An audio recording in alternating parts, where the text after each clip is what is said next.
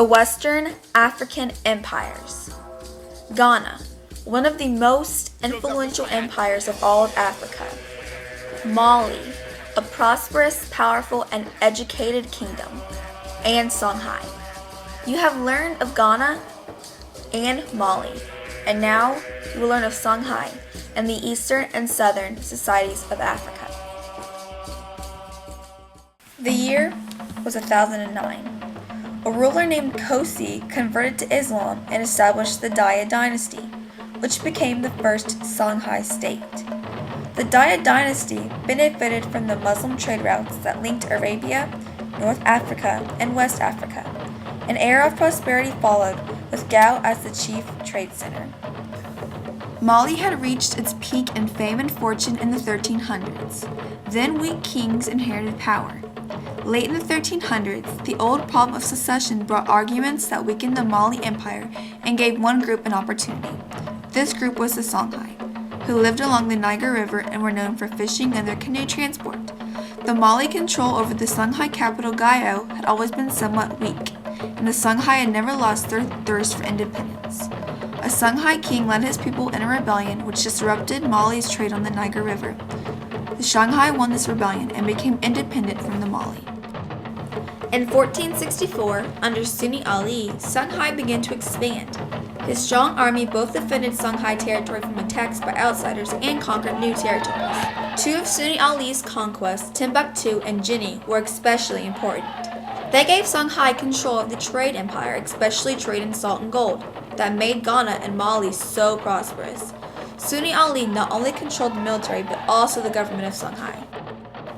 In 1493, Muhammad Tur, a military commander and devout Muslim, seized power. Muhammad Tur overthrew the son of Sunni Ali and seized power, creating a new dynasty, the Askia. Askia means usurper, or to seize for power.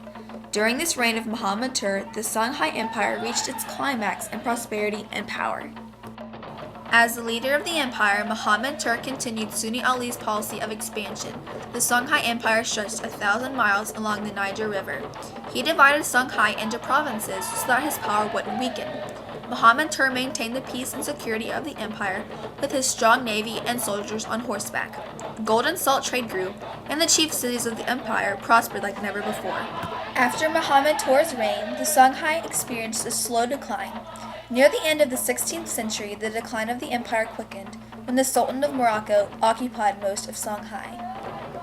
One observer wrote, "From that moment on, everything changed. Danger took the place of security. Poverty took the place of wealth. People gave way to distress, disaster, and to violence." By 1600, the Songhai Empire was little more than a remnant of its once glorious and prosperous state.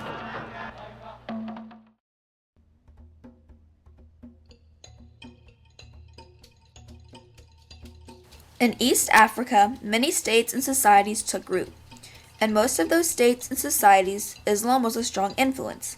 Along the shores of the Indian Ocean lived the Bantus. Some of the Bantus people lived by hunting and gathering, while others lived by raising livestock and farming.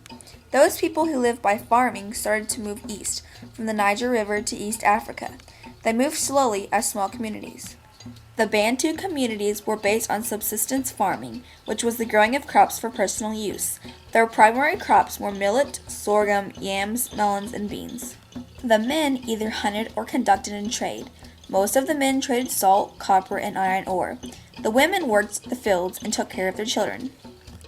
After AD 1000, some descendants of a Bantu community established the prosperous city of Great Zimbabwe. The Bantu began participating in trade up and down the East African coast, which later became a trading network along the Indian Ocean. Muslims from the Arabian Peninsula and the Persian Gulf started to settle ports along the coast and formed Mogadishu, Mombasa, and Kilwa. These new ports created a string of trading ports. Among these string of trading ports, Kilwa was the wealthiest.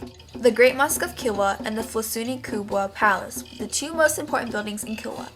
Ibn Battuta was an Arab traveler who lived in the 14th century and was one of the most widely traveled people in his time.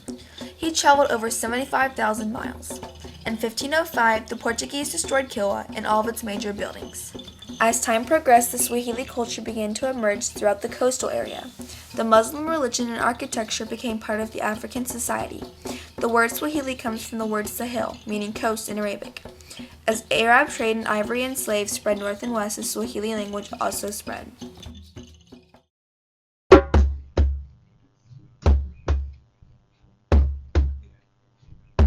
In South Africa, the states formed slower than the states in the north. Until the 11th century AD, people lived in stateless societies, which were groups of independent villages organized by clans and led by a local ruler or clan head. Through the years 1300 and 1450, Zimbabwe was the wealthiest and most powerful state in South Africa. This powerful state prospered from gold trade with the Swahili trading communities. Most of Zimbabwe's gold ended up in China. Great Zimbabwe illustrated the kingdom's power and influence. Over 10,000 people could have lived in this area that was also surrounded by a wall. This wall was called the Great Enclosure, whose purpose is unknown. It was an oval space and it was 800 feet long, 17 feet thick, and 32 feet high. Inside this wall contained round houses made out of mud like cement. In the valley located the royal palace. This palace was also surrounded by a large wall. In the middle of the 15th century, the city was abandoned, probably because of damage to the land due to overgrazing, droughts, or crop failures.